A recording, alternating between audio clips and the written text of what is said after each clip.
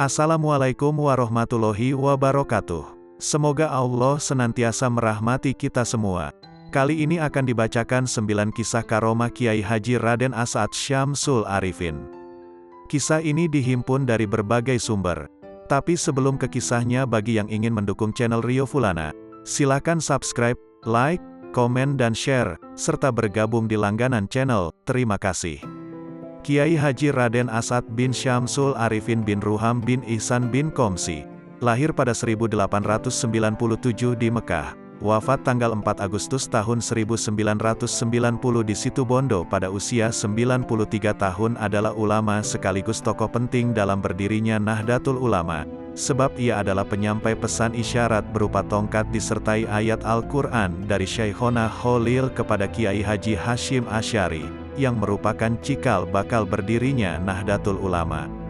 Hingga wafatnya ia menjabat sebagai Mustasyar Pengurus Besar Nahdlatul Ulama dan juga sebagai pimpinan Pondok Pesantren Salafiyah Syafi'iyah, Situbondo. Ia dianugerahi Pahlawan Nasional oleh Presiden Joko Widodo pada tanggal 9 November tahun 2016 sesuai keputusan Presiden nomor 90, TK, tahun 2016. Kiai As'ad adalah anak pertama dari pasangan Raden Ibrahim dan Siti Maimunah. Keduanya berasal dari Pamekasan, Madura. Ia mempunyai adik bernama Abdurrahman. Ia dilahirkan di perkampungan Syi'ib Ali, dekat Masjidil Haram, Mekah, ketika kedua orang tuanya menunaikan ibadah haji dan bermukim di sana untuk memperdalam ilmu-ilmu keislaman. Kiai As'ad masih memiliki darah bangsawan dari kedua orang tuanya. Ayahnya, Raden Ibrahim, yang kemudian lebih dikenal dengan nama Kiai Haji Syamsul Arifin, adalah keturunan Sunan Kudus dari jalur sang ayah. Sedangkan dari pihak ibu masih memiliki garis keturunan dari Sunan Ampel. Pada usia 6 tahun, Kiai As'ad dibawa orang tuanya pulang ke Pamekasan dan tinggal di Pondok Pesantren Kembang Kuning, Pamekasan, Madura. Sedangkan adiknya, Abdurrahman, yang masih berusia 4 tahun dititipkan kepada Nyai Salhah, saudara sepupu ibunya yang masih bermukim di Mekah. Setelah 5 tahun tinggal di Pamekasan, Kiai As'ad diajak ayahnya untuk pindah ke Asem Bagus, Situbondo, yang sekarang daerah tersebut masuk ke dalam Kecamatan Banyu Putih, Situbondo. Daerah tersebut dulunya masih berupa hutan belantara yang terkenal angker dan dihuni oleh banyak binatang buas dan makhluk halus. Kiai As'ad diajak ayahnya pindah ke Pulau Jawa untuk menyebarkan agama Islam di sana. Berikut akan dibacakan beberapa kisah karomah beliau yang dihimpun dari berbagai sumber. Kisah pertama, Kiai As'ad dikenal sebagai sosok kiai yang sakti mandraguna. Selain beliau alim, beliau juga mempunyai karomah yang sangat luar biasa. Pada saat penjajah kembali ke Indonesia, mereka telah menyiapkan titik strategis untuk dihancurkan. Seperti yang telah diketahui oleh penjajah, Indonesia mempunyai kiai-kiai sakti yang dianggap menjadi penghalang.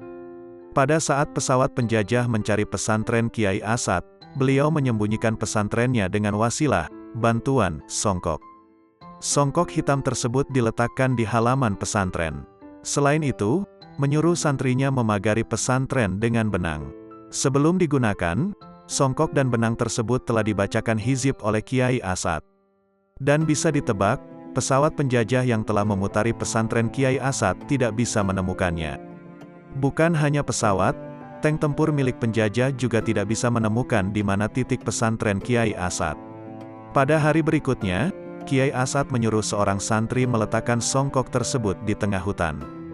Kemudian santri tersebut pergi dan meletakkan songkok di tengah hutan sesuai petunjuk Kiai As'ad. Benar saja, selang beberapa saat penjajah kembali melacak keberadaan Kiai As'ad. Pada saat itu, penjajah melihat bangunan pesantren yang berada di tengah hutan. Akhirnya penjajah membombardir pesantren tersebut dengan luluh lantak.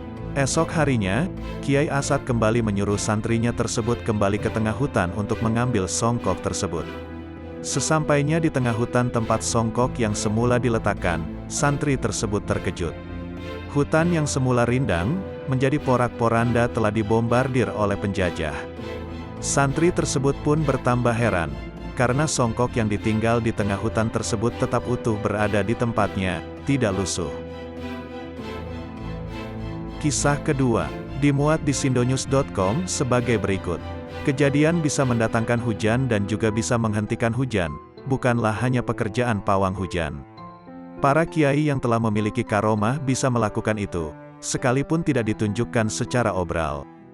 Kiai Haji Raden Asad bin Syamsul Arifin disebut-sebut punya karomah bisa mendatangkan hujan pada saat diperlukan. Kisah ini dimulai saat Muktamar Nahdlatul Ulama ke-27 yang dilaksanakan di Pondok Pesantren Salafiyah Syafi'iyah Asembagus, Situbondo pada Desember tahun 1984. Kiai Asad, pengasuh Pondok Pesantren Salafiyah Syafi'iyah tersebut, dikenal sebagai salah seorang kiai yang sangat konsen terhadap keberadaan Nahdlatul Ulama.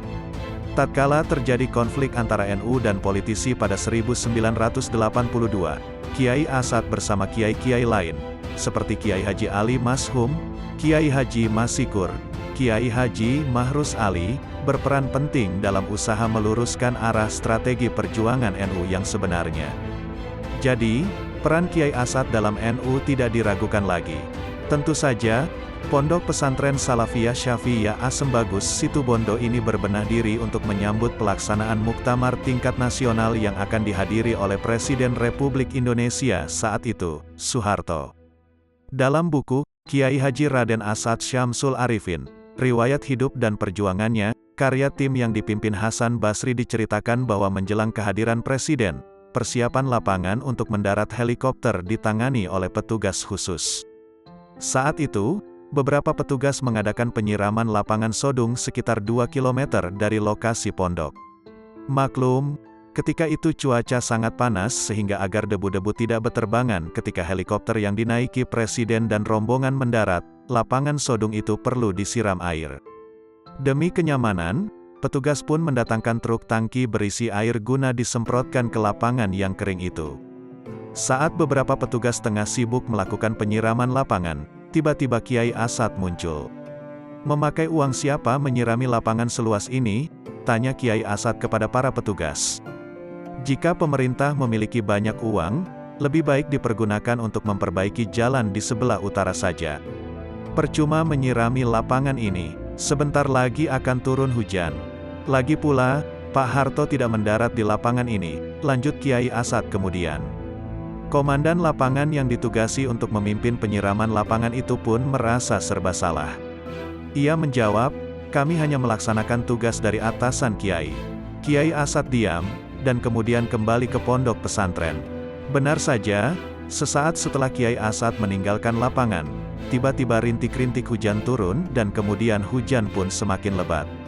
Lapangan sodung pun basah oleh air hujan. Sementara itu, para petugas penyiram lapangan pun berlarian menuju rumah penduduk untuk berteduh. Ternyata hujan hanya turun di sekitar lapangan sodung saja. Di luar lapangan itu, di perkampungan penduduk, sama sekali tak terjadi hujan. Di luar lapangan tidak terjadi hujan. Hujan hanya terjadi di lapangan sini saja, ucap para petugas yang menyaksikan kejadian tersebut. Dan juga, ternyata Presiden Soeharto tidak jadi mendarat di lapangan sodung. Helikopter Presiden justru mendarat di lapangan Karangtelok yang tidak dipersiapkan untuk mendarat sebelumnya. Persis sebagaimana yang diucapkan Kiai Asad bahwa Pak Harto tidak akan mendarat di lapangan sodung. Kisah ketiga, dimuat di laduni.id sebagai berikut. Ada sebuah kisah yang mengisyaratkan bahwa Kiai Haji Raden Asad Syamsul Arifin memang bukanlah ulama sembarangan. Kisah itu terjadi pada saat Kiai Mujib, teman Kiai Haji Asad, diajak Kiai Haji Asad menghadiri 8 acara walimah haji yang berada di luar kota. Keduanya pun berangkat dari rumah, sekitar pukul 20.30 waktu Indonesia Barat. Namun anehnya, Kiai Mujib baru merasakan keajaiban yang dialaminya setelah kembali ke Sukorejo.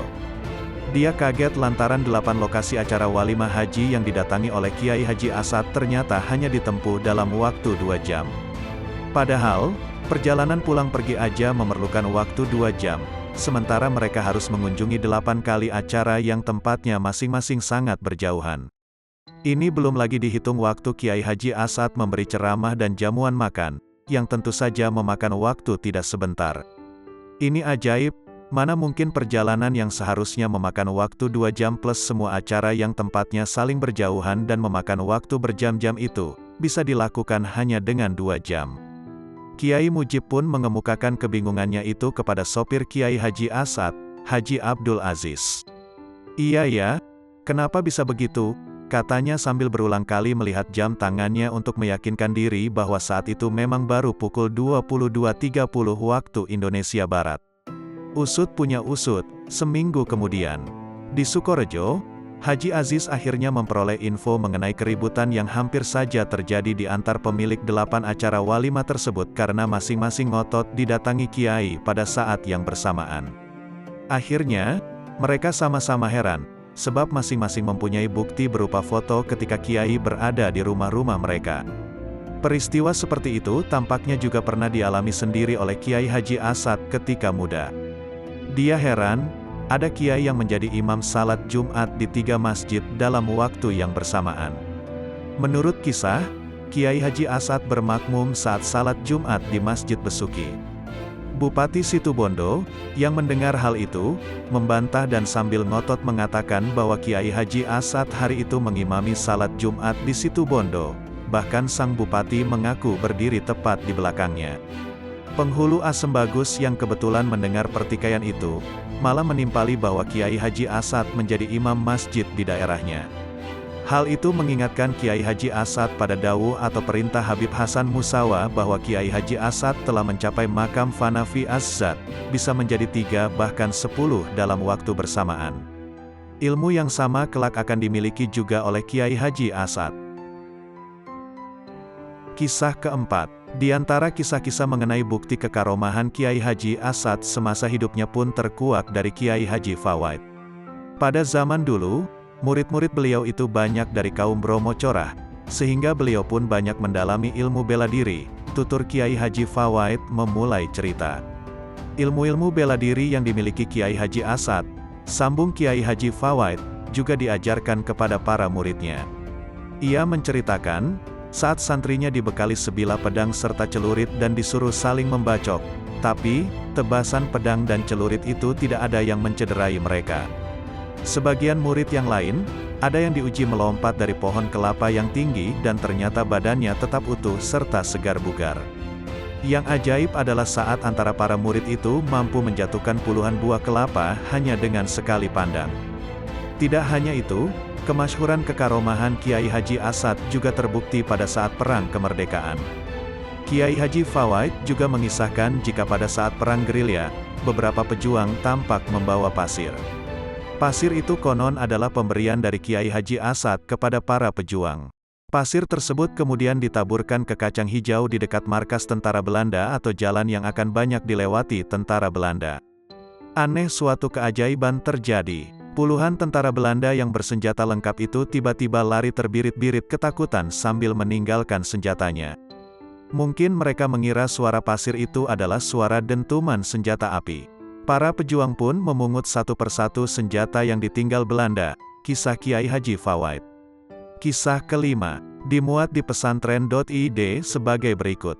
Di timur Pulau Jawa masyhur sesosok figur kenamaan, seorang kiai karismatik, dengan asma mulia Kiai Haji Raden Asad Syamsul Arifin, Kiai Asad. Iya, nama besar Kiai yang wafat tahun 1990 itu banyak hal yang melatar belakangi, di antaranya adalah anugerah karomah yang melekat pada jiwa mulianya. Ihwal karomah pada seorang Kiai Asad, bagi sejumlah orang mungkin tak asing dengan kelebihan-kelebihan luar biasa, yang tak sama layaknya insan pada umumnya. Banyak orang, santri, bahkan beberapa kiai menutur, bercerita, perihal fenomena yang bisa dikatakan langka, namun fakta, pada pengasuh kedua pondok pesantren Salafiyah Syafi'iyah Sukorejo itu. Kisah yang dirasakan Masud misalnya, konon, santri yang biasa bertugas melayani keperluan Kiai Asad itu dibuat takjub secara berulang kali, saat mengetahui kelebihan pada sosok mediator berdirinya NU itu. Suatu ketika, Masud diajak Kiai untuk melihat pekerja yang tengah membangun gedung madrasah di sebelah barat kantor asrama. Kiai Asad yang termasuk tipikal Kiai perokok, melihat kantong bajunya sudah kosong dari sebiji rokok pun, beliau langsung menyuruh Masud di sampingnya, untuk mengambilkan sebungkus rokok yang bertempat tepat di atas pintu kamar beliau. Mendengar titah itu, dengan sigap nan cepat Masud berlari menuju dalam, tepatnya menuju kamar pribadi Kiai, tempat penyimpanan rokok kiai tadi. Jarak antara pembangunan gedung madrasah dengan kamar bisa dibilang sedikit jauh, kurang lebih berkisar 300 meter.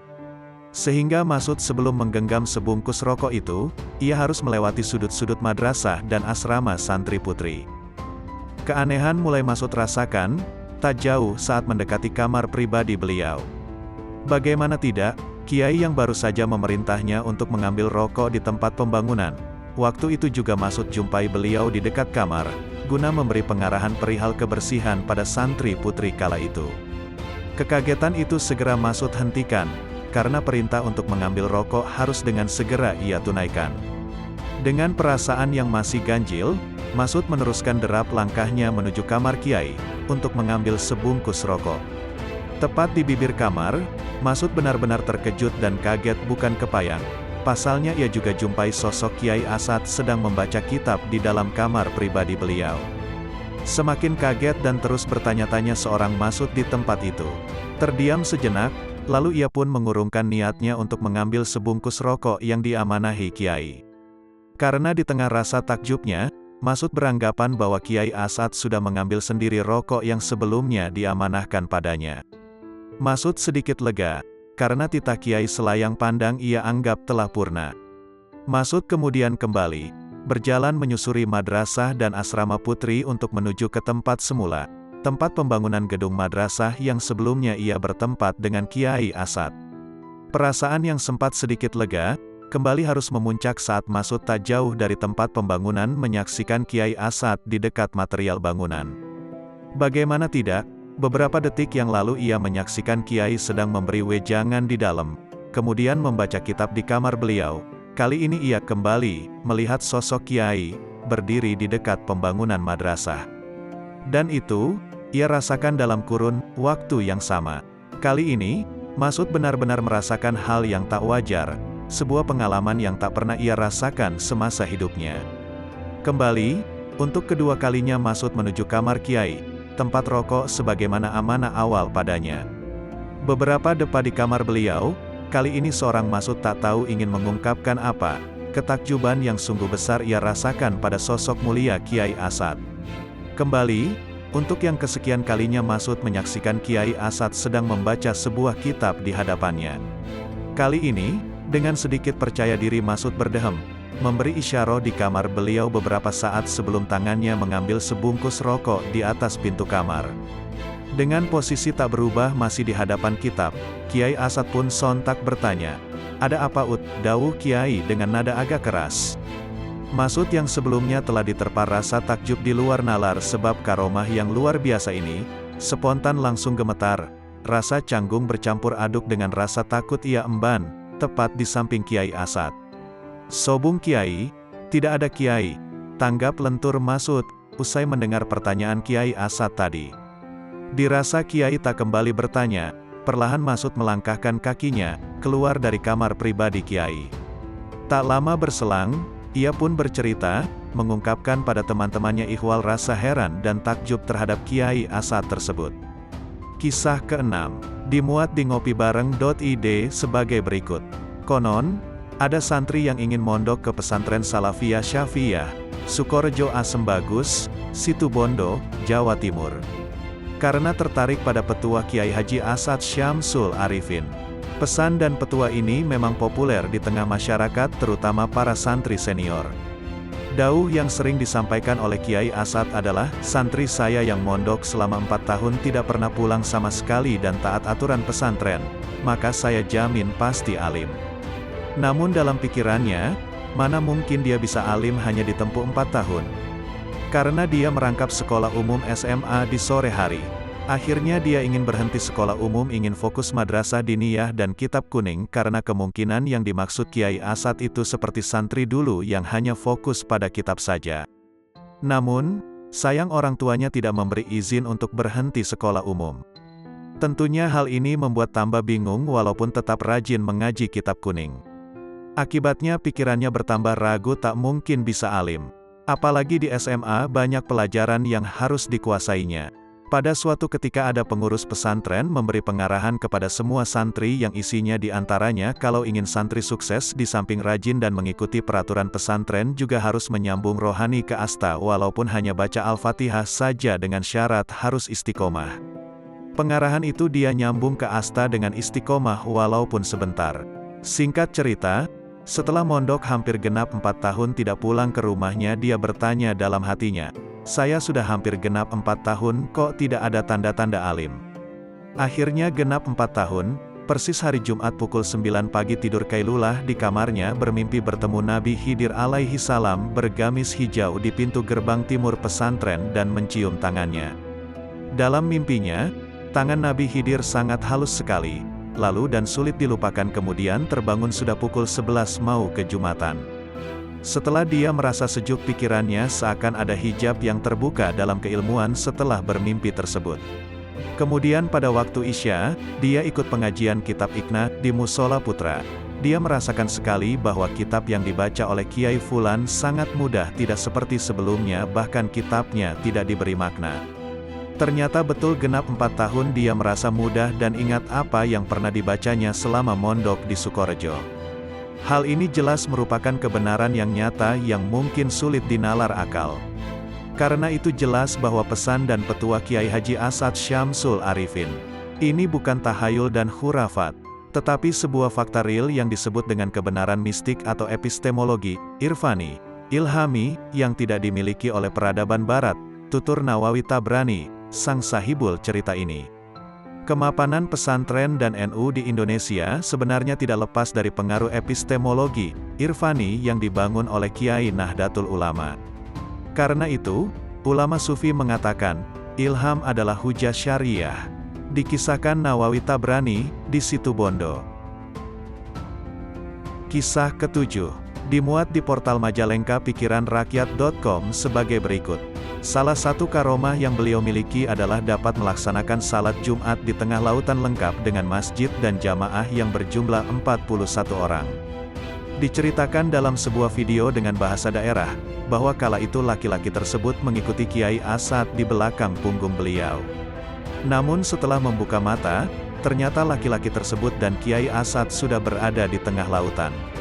Tiba-tiba dari dasar lautan perlahan muncul kubah masjid, lalu kemudian menjelma menjadi bangunan masjid yang sempurna. Laki-laki tersebut kemudian diajak salat di dalam masjid tersebut. Pengakuan beliau, ada sekitar 41 orang di dalam masjid tersebut termasuk Kiai As'ad dan dirinya. Dia mengingat bahwa hari itu adalah hari Jumat, maka dilaksanakanlah salat Jumat berjamaah. Namun betapa kagetnya laki-laki itu, di saat salat selesai, maka menghilanglah semua orang di dalam masjid itu termasuk Kiai As'ad. Laki-laki itu kebingungan, karena hanya dia sendiri dan lebih mengagetkan lagi, dia bukan berada di dalam masjid, namun di tengah lautan dengan beralaskan dedaunan yang mengapung. Banyak kapal laut yang melintas, namun seolah-olah tak melihat laki-laki tersebut, hingga datanglah Jumat berikutnya. Kejadian yang sama pun dilihatnya, mulai muncul kubah masjid dari dasar laut, sampai bangunan masjid berdiri dengan sempurna. Sesaat sebelum orang bermunculan, ternyata di masjid tersebut ada seorang tukang sapu masjid. Tukang sapu itu pun keheranan karena sosok laki-laki tersebut masih ada di dalam masjid itu, kemudian menanyakan alasan mengapa masih berada di dalam masjid ini. Laki-laki itu pun menjawab bahwa dia ditinggalkan oleh Kiai As'ad selama 1 minggu, sesaat setelah salam salat Jumat minggu kemarin. Kemudian tanpa banyak berbicara, tukang sapu tadi berkata kepada laki-laki itu bahwa ketika salat selesai, yakni sesaat setelah salam, maka peluklah Kiai As'ad. Dengan perasaan tidak khusyuk dalam salat, laki-laki tadi dengan sengaja salat di belakang Kiai As'ad yang saat itu menjadi imam. Saat salam selesai, laki-laki tadi langsung memeluk Kiai As'ad, namun betapa kagetnya dia, karena ketika memeluk, Kiai As'ad langsung melemparkan laki-laki itu. Saat laki-laki tadi membuka mata, dia kaget bercampur syukur karena dia bangun tepat di sebelah utara bangunan pesantren Salafiyah Syafi'iyah yang diasuh oleh Kiai As'ad. Dia ingat betul bahwa saat membuka mata, ia berada di bawah pohon kelapa yang bercabang 9 di sebelah utara pesantren. Begitulah kisah kewalian Kiai As'ad Situbondo atau Kiai As'ad Syamsul Arifin, seorang yang taat dan soleh. Allah akan memberikan apapun kepada makhluknya, bila kita percaya dan taat kepada kehendak yang Allah berikan. Kisah ke-8 dimuat di nusragenonline.com sebagai berikut. Kisah pengusiran serdadu Jepang dari bumi Garahan, Jember tak lepas dari keberanian dan karomah Kiai Asad Syamsul Arifin Situbondo selaku Komandan Hizbullah kawasan timur Indonesia. Saat itu, begitu pasukan gerilya tiba di markas serdadu Jepang, Kiai Asad langsung menemui Komandan Serdadu Negara Matahari Terbit itu, dan memberi ultimatum, segera angkat kaki atau dihancurkan. Namun dia rupanya masih berkelit, bahkan minta waktu 3 bulan untuk pergi. Kiai Asad tidak mau dikibuli, beliau hanya memberi waktu 3 hari pada Jepang untuk pulang ke negaranya. Hari ketiga pun tiba, Kiai Asad kembali menemui Komandan Jepang. Tapi dia masih belum juga mau pergi dengan beragam alasan. Plak, tiba-tiba tamparan sang Kiai mendarat mulus di pipinya. Tak hanya itu, Kiai Asad juga menggebrak meja di depan sang komandan hingga terbelah jadi 2. Ini menunjukkan betapa Kiai Asad mempunyai wibawa dan keberanian yang luar biasa. Bisa dibayangkan, seorang komandan yang begitu dihormati anak buahnya, tiba-tiba ditampar di depan mereka, dan dia tidak melawan. Itu karena Kiai Asad biasa berpuasa, tirakat sehingga mudah mendapatkan pertolongan dari Allah. Demikian Kiai Haji Muhyiddin Abdus Somad memungkasi kisahnya. Kisah ke-9, dimuat di humi.or.id oleh Yai Ahmad Ruhyat Hasbi. Kiai Haji Raden Asad Syamsul Arifin pahlawan nasional, pengasuh pesantren Salafiyah Syafiyah Situbondo, yang juga pendiri Jamiyah Nahdlatul Ulama, pada masa muda belajar dasar ilmu agama dari ayahnya sendiri, Kiai Haji Raden Syamsul Arifin. Setelah puas mendapat ilmu dari sang ayah, Asad muda minta izin untuk mondok di pesantrennya Syekhona Kholil Bangkalan. Ayahanda tentu merasa senang mendengarnya dan sangat mendukung niat putranya yang atas keinginannya sendiri ngaji kepada kiai yang menjadi gurunya para kiai Jawa itu. Seraya memberi nasihat, niatkan dalam hatimu untuk mengabdi kepada Syekhona Kholil. Nasihat dari Kiai Syamsul ini terdengar sedikit ganjil, karena biasanya orang tua yang mondokin anak memberi amanat agar niatnya mencari ilmu. Kiai Syamsul juga membekali Kiai Asad muda tidak seperti orang lain. Bukan koper atau tas yang berisi pakaian dan kitab, Kiai Asad dibekali hanya 3 buah besek, wadah kecil. Besek pertama berisi alat untuk mengupas kelapa dan motong kayu. Besek kedua berisi biji asam, dan besek ketiga berisi nasi aking. Lalu berangkatlah Kiai Asad menuju Bangkalan, Madura. Dan niat Kiai Asad untuk mengabdi seperti disampaikan ayahnya, ternyata diketahui oleh Syekh Kholil. Kiai Asad ditempatkan oleh Syekh Kholil di kamar yang paling dekat dengan rumahnya, tentu agar sang guru lebih mudah memanggil Kiai Asad jika diperlukan. Suatu hari Syekh Kholil mengumpulkan para santrinya dan dawuh, "Para santri sekalian, hari Jumat yang akan datang, saya akan kedatangan tamu agung. Saya akan siapkan masakan istimewa untuk menjamunya. Siapa di antara kalian yang siap mencari kayu bakar?" Dari sekian banyak santrinya, Kiai Asadlah yang mengacungkan telunjuk, "Saya siap Kiai." Kiai Asad pun seharian mencari kayu bakar sesuai perintah gurunya. Setelah hari Jumat tiba, beliau dipanggil Syekh Kholil. "Asad, hari ini tugas kamu menyambut tamu, siapa saja yang datang, dalam keadaan apa saja. Jika dia mau menemuiku, maka terimalah dan antar dia ke rumahku." Hampir seharian Kiai Asad menunggu tamu yang datang. Tapi sampai sore tamu yang ditunggu belum datang juga. Hanya ada seorang laki-laki tua, dengan pakaian compang-camping, badannya kumal penuh borok dan bau. Tetapi karena ingat pesan gurunya, siapa saja yang mau menemuinya dalam keadaan apa saja, tetap harus diantar ke rumah gurunya. Walaupun dengan hati yang penuh dengan pertanyaan, Kiai Asad tetap mengantar orang ini. Tapi betapa kagetnya Kiai Asad, orang yang kumal ini malah disambut oleh Syekh Kholil dengan sumringah, penuh keakraban, dirangkul, dicium pipinya. "Asad, antarkan tamu ini ke jalan lagi.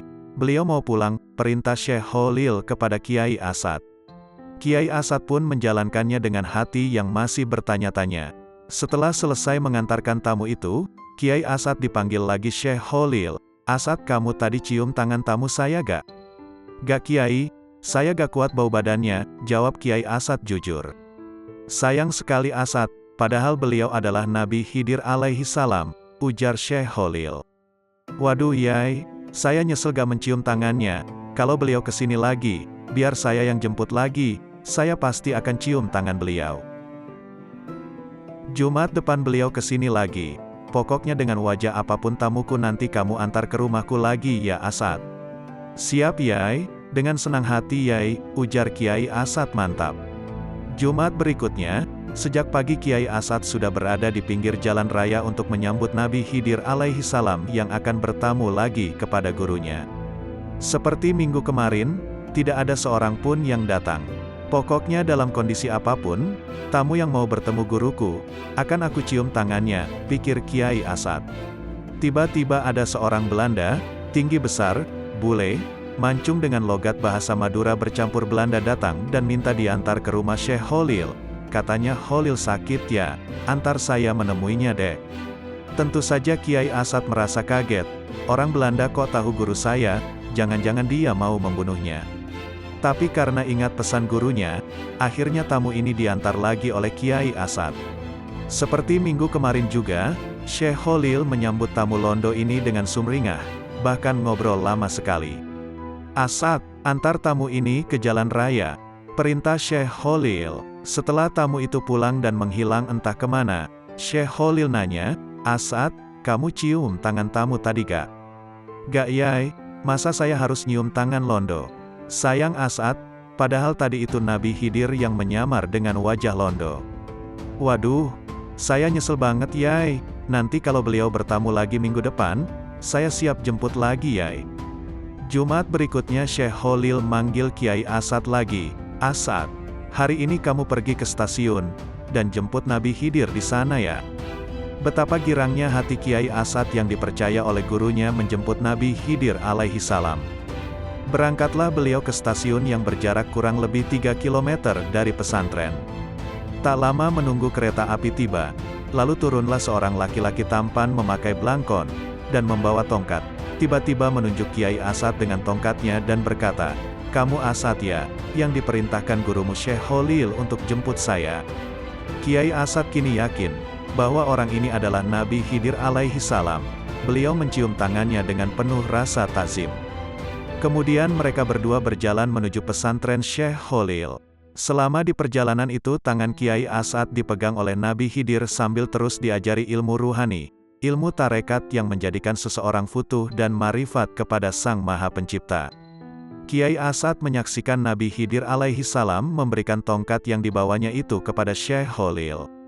Dan menurut Kiai Asad berdasarkan cerita dari Nabi Khidir alaihi salam, tongkat itu adalah tongkatnya Nabi Musa alaihi salam.